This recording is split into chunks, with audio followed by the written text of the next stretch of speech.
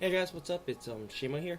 I've been getting a lot of questions about people with the Void Dungeon. Even though I did make a video on it, I felt like that the video was a bit too long, and the way I explained it to some people directly was kind of vaguish. Even though it did help them some way, I want to show them some of the tricks with it.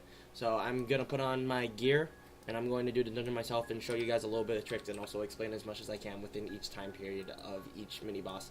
I really like the Deneth elixir, so I really like using that elixir in the dungeon because it hit stuns, it debuffs, and it makes water more susceptible. So it's very nice in my opinion. I really like it. Yeah. It can kill spores, it can deal with the type H's pretty well. So for type H, what I usually like doing is I like throwing a poison orb just to be sure that they're grouped. Sometimes they don't get split, grouped up, and one just runs ahead. If they ever end up doing Stormblade, what you should actually do is use a stone apple, and then just use abilities through it. Like so.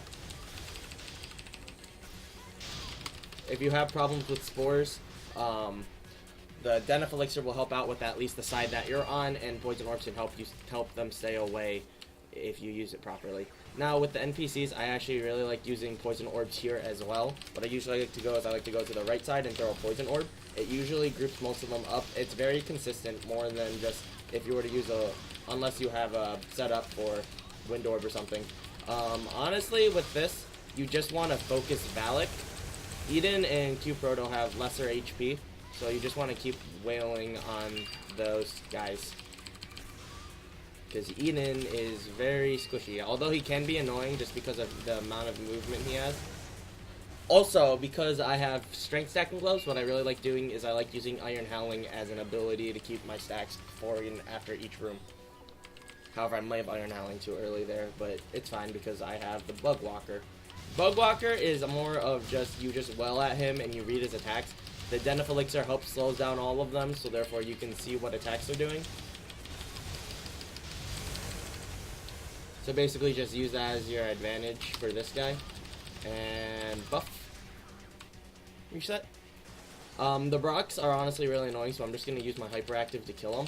If your hyperactive can't actually kill them, what I would really recommend then is that you try and do as much damage you can to 2 or 3 of them, and then use your hyperactive during the charged up lightning, which happens after a couple seconds in the run.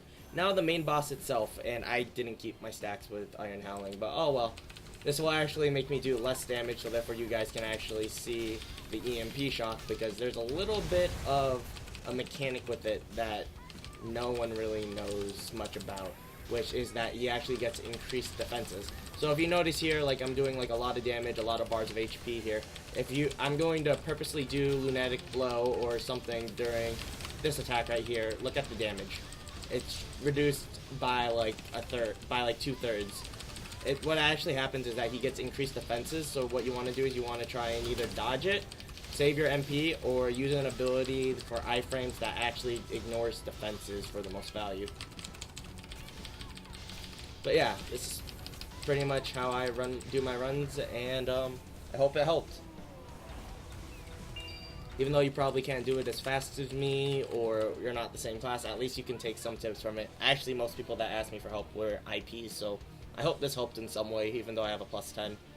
But yeah, see you guys next time.